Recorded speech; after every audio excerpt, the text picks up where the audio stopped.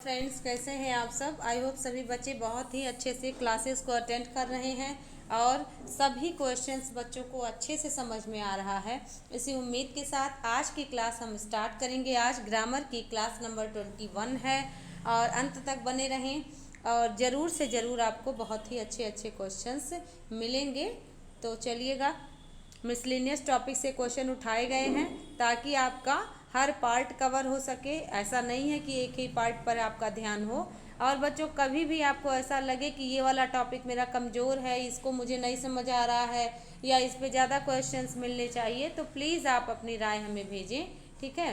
तो चलेंगे first question की तरफ। पहला क्वेश्चन है, use a suitable collective noun in the following sentence. आपको कलेक्टिव नाउन ढूंढना है।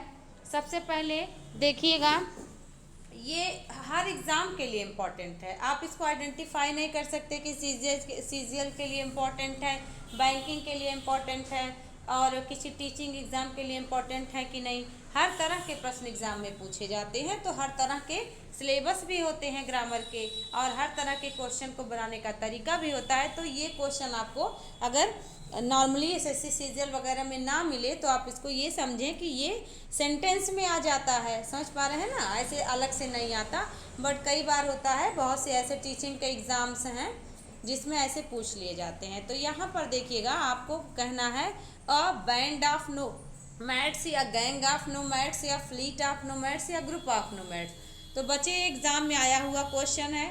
अब आपको लग रहा होगा, अरे मुझे तो नोमैड का मीनिंग ही नहीं पता। तो मैंने आपको एक बार बता रखा है, इसको कहते हैं बंजारा लोग या घुमक्कड़ लोग या खाना बदोश लोग, ठीक है। ऐसे लोगों को हम सभी क्या कहते हैं, नोमैड, ठीक। तो यहाँ पर देखिएगा अपना करेक्ट आंसर तो क्या होगा। पहला, band of nomads gang of. Gang हमेशा रॉबर्स के लिए यूज़ होता है, ठीक है। रॉबर के लिए गैंग यूज़ होता है। फ्लीट हमेशा शिप के लिए यूज़ होता है, आप समझ पा रहे होंगे ना, शिप्स के लिए। और ग्रुप हमेशा पीपल के लिए यूज़ होता है, ठीक। तो बचा आपका band, band of musician, band of nomads is अपना करेक्ट आंसर है, ठीक है। तो यहाँ पर देख लीजिएगा कौन सा band of nomads, option number A, band of musician और बैंड ऑफ नोमैड्स। ओके, आगे बढ़िएगा क्वेश्चन नंबर सेकंड पर। विच of the following word is miss spelt. में स्पेल्ट वर्ड देखना है, अपोजिट, ग्रिगारियस, जीलस, सिंसियरली। कौन सा इसमें चारों स्पेलिंग में से कौन सा मिस स्पेल्ट है, बताइए। अपोजिट की करेक्ट स्पेलिंग क्या होती है, OPPOSITE। इसका मीन्स ये करेक्ट है। इनकरेक्ट बताना है मिस स्पेल्ट। ग्रिगारियस मीन्स होता है झुंड में रहने वाले लोग, तो GREGARIOUS, ग्रिगारियस मतलब होता है झुंड में रहने वाले लोग। जीलस मतलब होता है उत्साही लोग, ठीक है, उत्साह। और JEAL हो जाता है तो ईर्ष्यालु हो जाता है, ठीक है। जील मतलब ईर्ष्या, उसी से जीलस बना है, उत्साह और उसी से जीलस बना है। देखिए, जील मतलब उत्साह, उसी से जीलस बना, ये एडजेक्टिव बन गया। और जीलस मतलब जीलस कहे तो इसका मतलब होता है ईर्ष्या करना, ठीक है। ये दोनों अलग अलग चीज़ें हैं। सिंसियरली की इनकरेक्ट स्पेलिंग है, सिंसियरली की करेक्ट स्पेलिंग होती है SINCERELY, ना कि SINCIR। तो ये अपना इनकरेक्ट था, यही पूछा है। करेक्ट स्पेलिंग क्या होगी इसकी, SINCERILY, ठीक है। ये भी इनकरेक्ट है, ILY नहीं लगता, SINCERELY,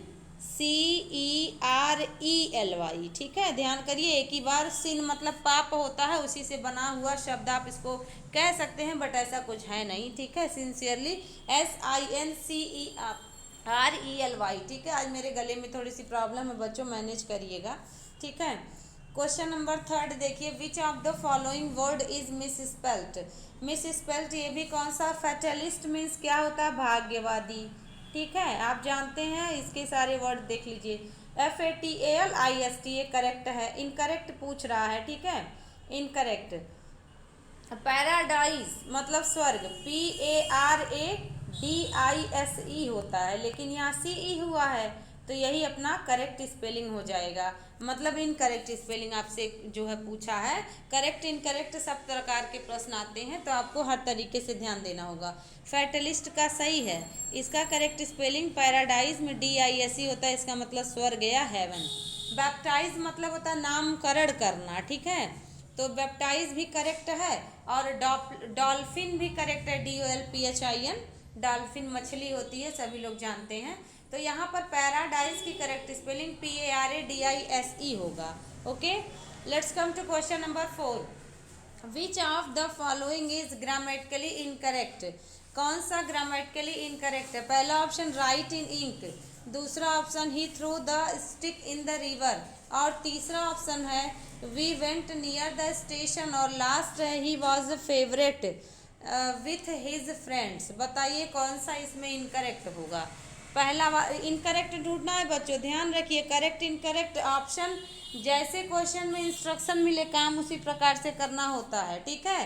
करेक्ट पूछे तो राइट इन इंक करेक्ट है, यहाँ पर इन ना होकर के इनटू होगा, ठीक है, यानी कि दूसरा वाला ही इनकरेक्ट है, तीसरा भी करेक्ट है, चौथा भी करेक्ट है। तो यहाँ पर आपका बी ऑप्शन करेक्ट आंसर होगा, इनटू द रिवर होगा। क्यों होगा? ध्यान रखिए, मोशन हो रहा है ना, फेंकना एक क्रिया है जो रफ्तार में हो रही है, तो ये हो जाएगा इनटू द रिवर होता है। इन इंक, तो अब आप ऐसे समझिए, इन इंक का मतलब होता है स्याही में डुबो कर लिखना, इसलिए इन इंक लग रहा है, कंफ्यूज मत होइएगा। और नियर द स्टेशन, निकट आ रहा है इसलिए, और फेवरेट विथ हिज फ्रेंड्स, ये तो समझ में आ ही रहा होगा। तो इनकरेक्ट पूछा है, that's why option B is our incorrect, मतलब इसके अनुसार करेक्ट ऑप्शन, ठीक है, इनटू रहेगा। क्वेश्चन नंबर 5 देखिएगा, the percentage of good A/ leaders are not B/ very high C/ no error D, which option is our correct? देखिए ध्यान रखना होता है, आगे से चलना होता है। आपने सब्जेक्ट ढूंढ लिया ना, the percentage of good leaders मतलब अच्छे नेताओं का अगर प्रतिशत देखा जाए तो बहुत हाई नहीं है, इसका मतलब इज होगा। इतना सारा लीडर्स के अनुसार मत जाइए, परसेंट पर आइए। सब्जेक्ट आपका एक से अधिक शब्दों का, दो से अधिक शब्दों का हो सकता है, but you have to find out exactly subject क्या है, ठीक है।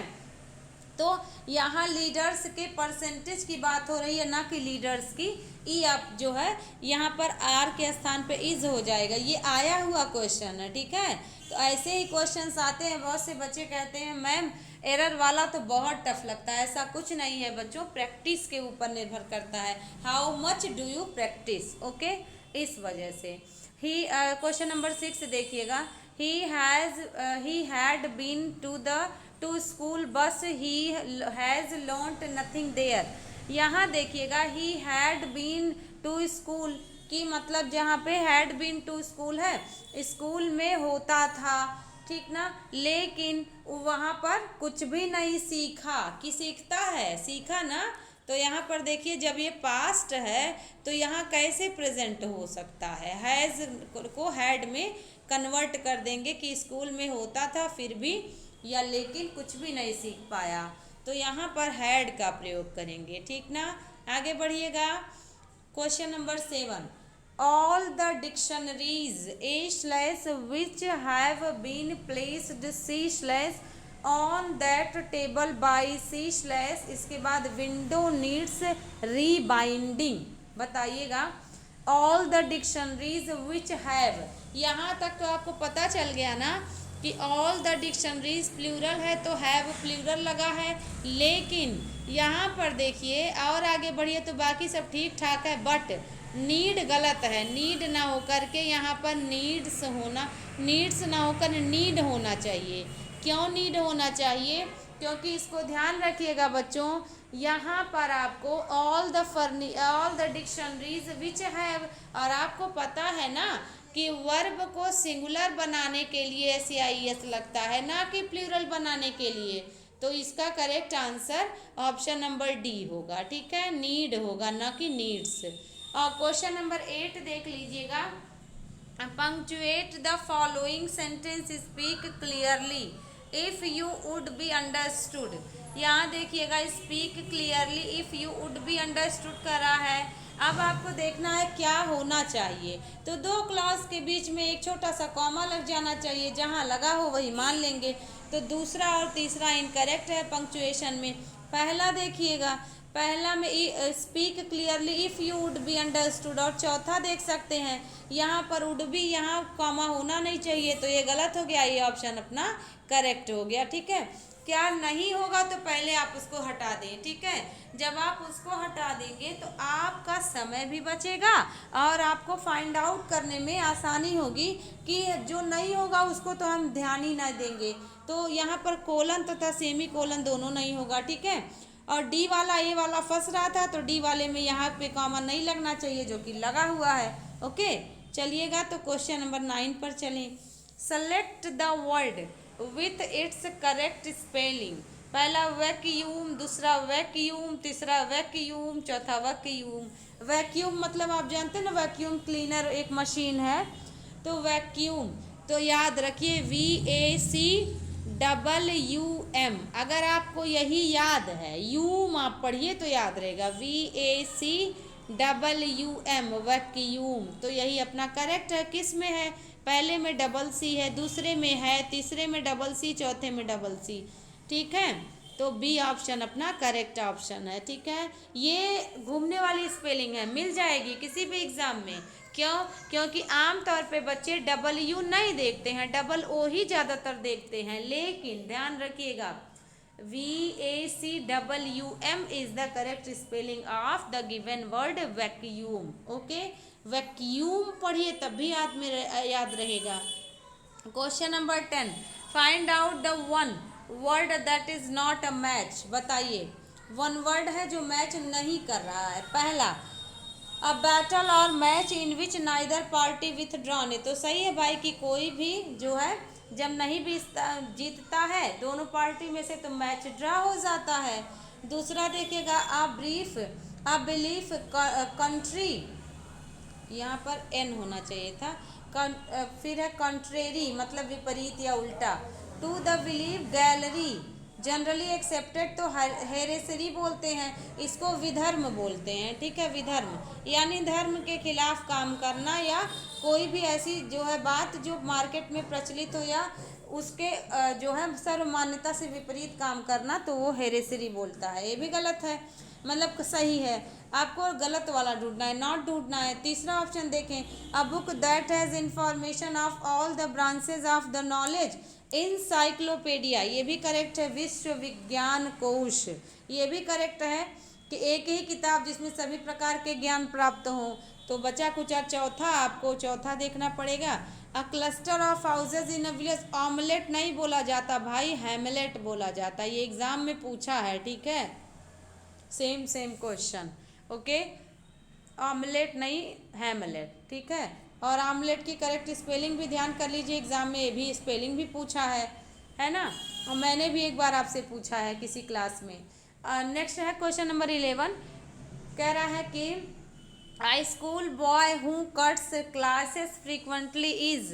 तो बताइए क्या होगा। पहला मार्टिनेट, दूसरा डिफेटिस्ट, तीसरा साइकोफेंट, और चौथा ट्रॉन्ट। तो देखिएगा, ट्रॉन्ट होता है भगोड़ा या क्लास बार बार मिस करने वाला, कामचोर, बहुत सारे वर्ड हैं इसके लिए, तो ये आपके कहलाएंगे ट्रॉन्ट। ठीक है, ये मतलब काम छोड़कर, स्कूल छोड़कर, क्लासेस छोड़कर बार बार भाग जाना या बिना बताए क्लासेस को बंक करना। ठीक है, तो ये आपका हो जाएगा।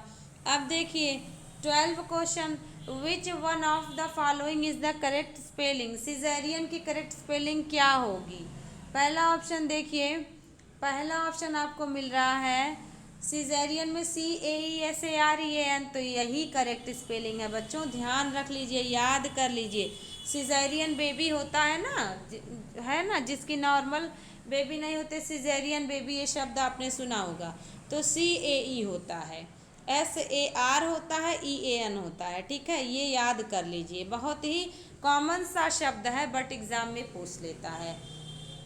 ठीक है, तो बाकी इनकरेक्ट है, पहला ऑप्शन करेक्ट है, सिजेरियन की करेक्ट स्पेलिंग। आगे बढ़िए question number 13, fill in the blank with the suitable preposition. Some trains are run.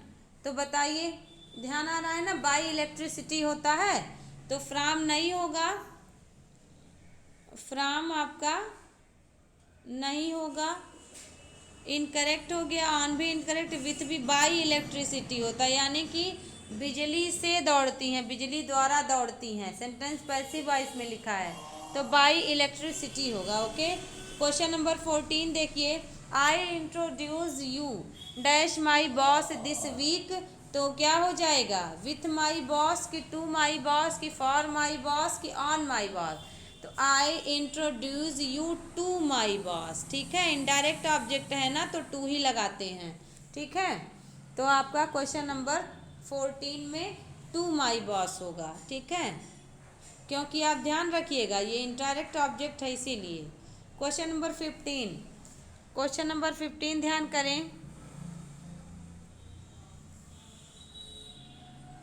Those three man क्वेरल्ड, इसके बाद है by themselves, from themself, at themself, among themselves. ध्यान करिएगा बच्चों, याद रख लें जब क्वेरल का यूज हो, ठीक है,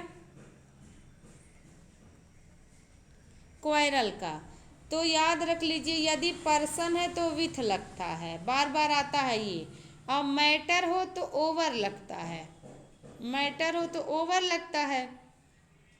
लेकिन अब देखिए थ्री मेन है तो न मैटर है न पर्सन है, देमसेल्व्स है, यानी आपका रिफ्लेक्टिव प्रोनाउन है तो अमंग लगेगा, क्योंकि यहाँ पे थ्री का भी प्रयोग कर दिया है तो आपका अमंग करेक्ट आंसर हो जाएगा। ठीक है, दो से अधिक के लिए अमंग, दो के लिए between. We were surprise dash is sudden decision, ये तो आपको पता है ना कि पर्सन हो तो विथ लगता है सरप्राइज के साथ। ठीक है, और अगर थिंग हो तो एट लगता है, तो उसके जो है निर्णय पर, अचानक निर्णय पर एट लगेगा, कोई डाउट ही नहीं है। ध्यान रख लीजिए, अलार्म हो, प्लीज हो, सरप्राइज हो, एंग्री हो, अग्री हो, इन सभी के साथ यदि पर्सन हो तो विथ, और मैटर हो तो एट का प्रयोग होता है। ठीक है, आगे बढ़ लीजिए, क्वेश्चन नंबर 17, क्वेश्चन नंबर 17 देखिए, babies does not grow a slash at a steady rate but b slash in steps and starts d slash no error. यहाँ पर देखिए बेबीज डज नॉट ग्रो, यहाँ पर आप बेबीज है तो बेबीज के साथ डज नॉट का प्रयोग ना करके डू नॉट का प्रयोग किया जाएगा। ठीक है, प्लूरल है, डज नॉट का प्रयोग बेबी के साथ होता, समझ पा रहे होंगे ना। आगे ही एरर मिल गया ऑप्शन नंबर ए में। क्वेश्चन नंबर 18 देखिए, the price of this car A slash is more high than B slash your new car, C slash no error D. तो the price of this car क्या होना चाहिए, यहाँ पर देख लीजिएगा आप, यहाँ देन आया है ना तो हाई और मोर दोनों गलत है, हाइयर होना चाहिए। आपको ध्यान है ना कि कंपैरेटिव डिग्री में जब जो दो से तुलना होती है तो हाइयर देन होता है ना कि मोर हाई या हाईएस्ट। ओके, आई होप समझ पा रहे होंगे। देन आया है कंपैरेटिव डिग्री में, कार की कीमत की पुराने कार या तुम्हारे कार की तुलना की कीमत की तुलना नए कार से की जा रही है तो हाइयर होगा, ना कि हाई या more high. Okay, 19 number question देख लीजिए, Suresh asked Akbar a slash when could he be slash reach Kanpur. क्या गलत है इसमें, आप देख पा रहे हैं कि यहाँ पर आपको सेंटेंस में व्हेन कुड यूज ना करके व्हेन ही कुड यूज करना चाहिए। आप समझ पा रहे हैं ना, ये रिलेटिव प्रोनाउन है, रिलेटिव प्रोनाउन में कंजक्शन जब यूज होता है क्वेश्चन वर्ड तो यहाँ पर सीधे सब्जेक्ट आता है ना कि हेल्पिंग वर्ब आता है। ठीक है, तो यहाँ पर बी पार्ट में एरर है, व्हेन कुड ही ना हो करके व्हेन ही कुड होगा। ठीक है, आगे बढ़ जाइए, question number 20, Esha said please lend me the book Asha. क्या करेक्शन होना चाहिए, प्लीज आया है तो सबसे पहले आप ध्यान करिए रिक्वेस्टेड होगा, अब रिक्वेस्टेड होगा तो ए ऑप्शन गया काम से, समझ पा रहे हैं ना, ए ऑप्शन आप इग्नोर कर दीजिए। अब देखिए फिर आप आगे बढ़िए, जब रिक्वेस्ट हो तो हमेशा टू लगता है, दैट लगता नहीं, ये भी गया काम से। तीसरा ऑप्शन देखिएगा, Esha requested to Asha for the book, तो यहाँ पर भी देखिए दैट आया है तो यहाँ पर आप प्लीज़ हो तो दैट का प्रयोग नहीं करते हैं, जब दैट का प्रयोग नहीं करते हैं तो चौथे पे आ जाइए। Isha requested to Asha for the book, है ना। तो यहाँ पर जो है क्या हो जाएगा, लेंड मी।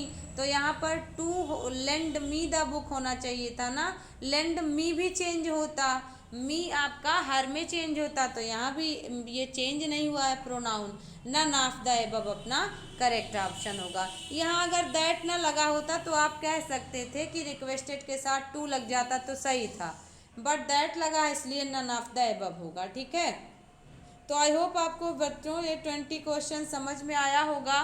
बहुत ही इम्पोर्टेंट क्वेश्चंस हैं और इन सारे क्वेश्चंस की प्रैक्टिस करते रहिए, क्योंकि प्रैक्टिस ही आपको सफलता की तरफ ले जाएगा। Without practising you can not, कह सकते हैं, क्वालिफाई योर एग्ज़ाम। ठीक है, तो चलिएगा मिलते हैं नेक्स्ट क्लास में। थैंक्स अ लॉट, आपने बहुत धैर्य से सुना।